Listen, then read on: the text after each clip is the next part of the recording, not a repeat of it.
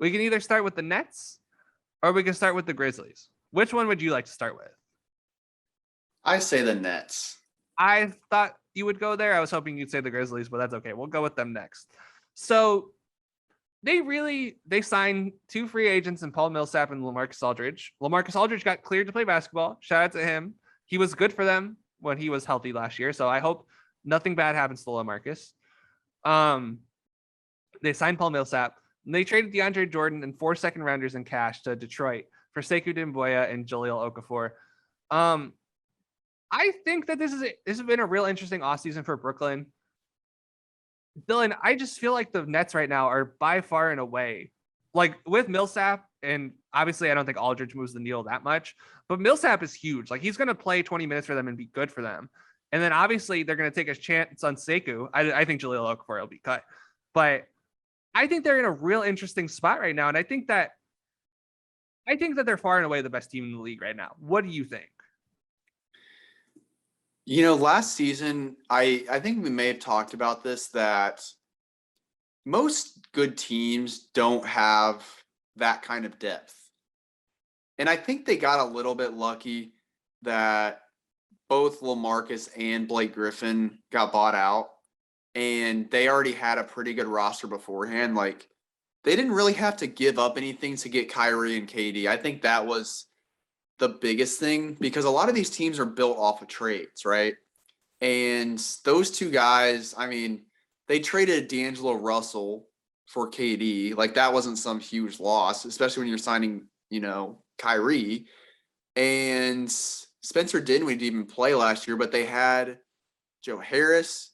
They had a bunch of good centers, really. Like, Nick Claxton got a role at the end.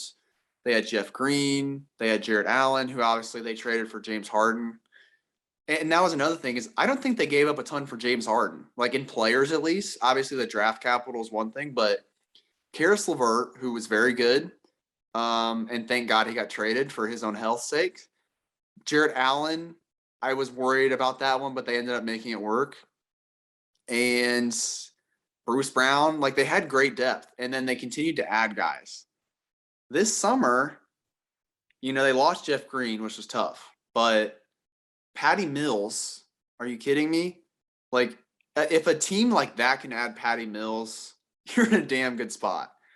And adding Paul Millsap, I mean, man, LaMarcus Aldridge is interesting to me, because I talked about this last year, man.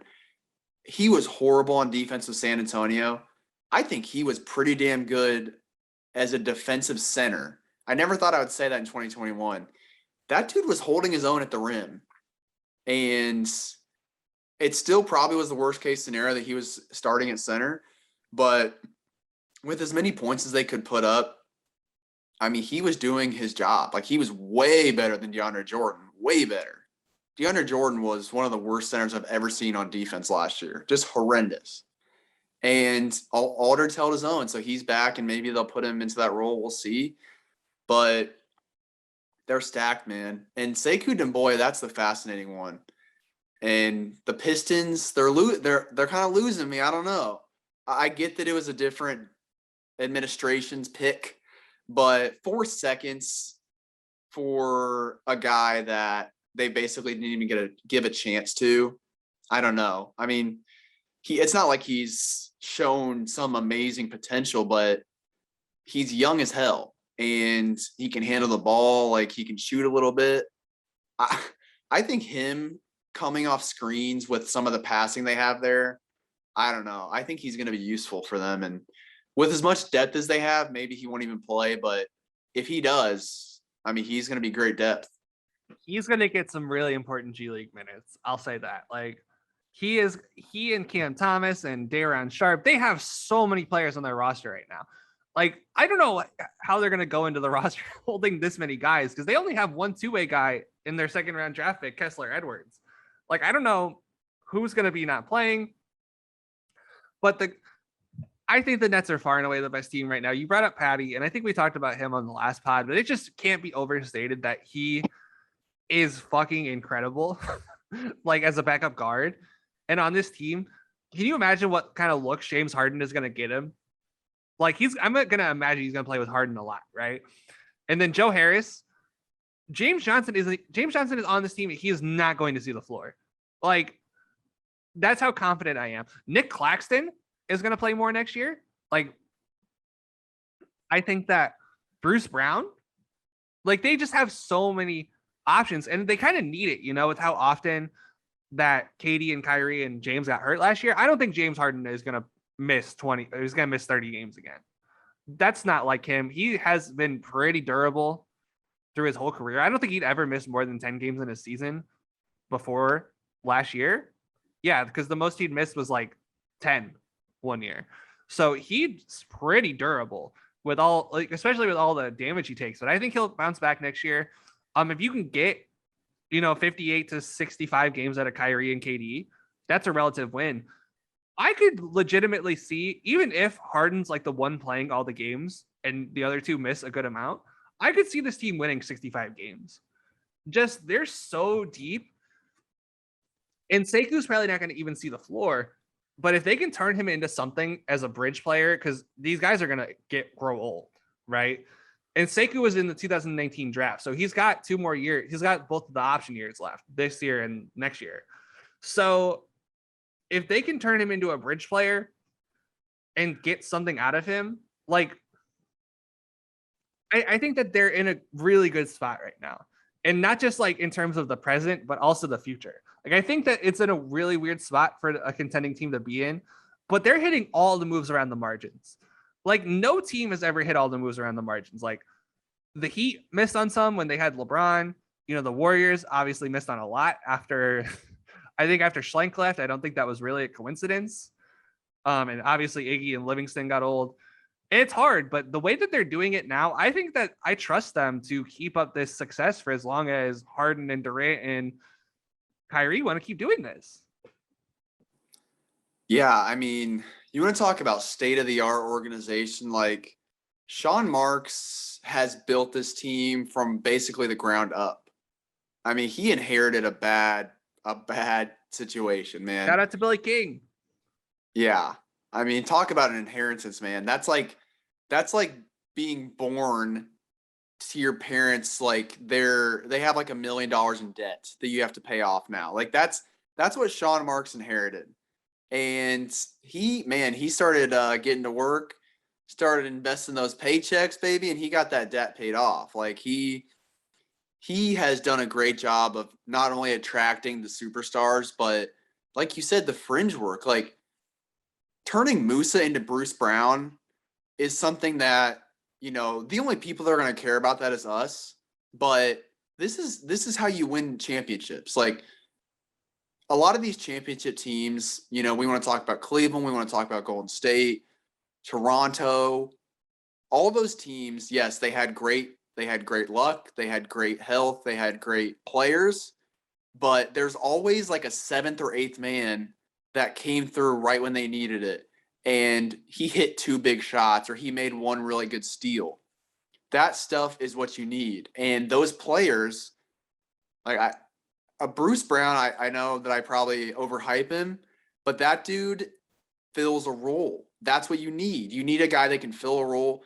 And yeah, he may finish the season averaging 6 points a game, but he plays his role perfectly. And you keep getting guys like that. If they do it with Demboya, then I'm imagining Pistons fans are really going to start hating the Nets because there's some robbery going on here. And hell, they may sign Hamidou Diallo next summer too. We'll have to watch for that one. Or Josh Jackson. There's some major watch. I think the Pistons have to keep their guards up here. But I mean, just doing a great job. And I thought Steve Nash was phenomenal last year. I'm not great at evaluating coaching, but I mean, I think there was a handful of things he did throughout the season. One of them was turning Bruce Brown into a useful player despite him not being able to shoot. I think he did a great job defining that role for Brown. I think benching DeAndre Jordan for Jarrett Allen, despite the politics, was a great move. And just a lot of the floor balancing he did. Like there's a lot of good things that he did in his first year as a coach.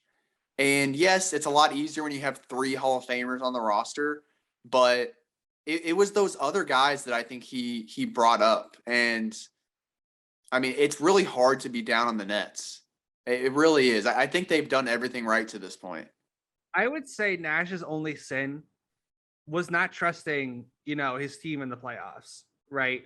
And when I say his team, you brought up the guys that, step up and make those contributions. We just talked about that whole finals with Pat Connaughton. Like that just happened like a month and a half ago. Like Pat Connaughton was fucking stepping up. He was playing great defense. He made his shots, and he's probably going to get paid next summer. So just going through the minutes totals for the Nets in Game 7. So Harden, who was very clearly hurt, played all 53 minutes as well as KD. Bruce Brown played 52 minutes. Joe Harris played 47 minutes, and Blake played 40 minutes. And he fouled out, so Blake would have probably played more. Jeff Green only played 13 minutes. And I think that if I had one criticism of Nash is just like, you got to trust your guys more, And you know what? Looking at the rest of this roster, there weren't many guys I would trust, but I would have trusted Jeff Green more. Like Jeff Green has done great. He's done great on D'Antoni teams. And I know that last year wasn't a D'Antoni team, but D'Antoni was on the coaching staff. So I don't know. I would have played Jeff Green more, but you're not going to have that problem next year because you're going to have Blake. You're going to have Paul Millsap. Even if like one of those guys gets hurt, James Johnson, right? Having James Johnson as a guy that's not going to play is a fucking luxury, right? And I know I've shit talked James Johnson a lot on this podcast, but on the minimum, coming off the bench, that's the perfect place for him. Just a stay ready guy. He's going to stay ready. He's going to get in the game. And I think that the Nets are my favorites to win the championship next year. I think whoever comes out of the East between Milwaukee and Brooklyn is winning the finals next year. I don't think the Lakers are good enough, frankly. Speaking of DeAndre Jordan, he went to the Lakers, which of course he goes to the Lakers, and Rondo went to the Lakers. We'll talk about Rondo later, but God, I don't see any way this team doesn't win the championship. Like they got so much better. This is like the Heat in 2013, adding Ray Allen and Shane Battier on steroids. Like this team is, if they played the Miami Heat in a 7-game series, it would be a 4-game sweep. Like, I don't think that it's really close. Like the best Heat team, the 66-win team, I think this team blows them the fuck out because they're so much deeper and so much more. Like they're going to outscore you with impunity. Like this team is going to score probably 120 points a game next year. I don't think that's out of the realm of possibility. Last year was probably the worst case scenario for Brooklyn. I think that's the scary part was, okay, Kyrie gets hurt. Sure. KD gets hurt. Sure. We expected that coming off the injury. Harden was hurt way too much. Harden, as you talked about, and maybe it's just time kind of paying him back as we're seeing with LeBron right now too. But that Boston series, 55, 46, 91. That was James Harden. I was tweeting throughout that series. This dude, let's see, one of the games, he scored 41 points on 18 shots. That is just insane.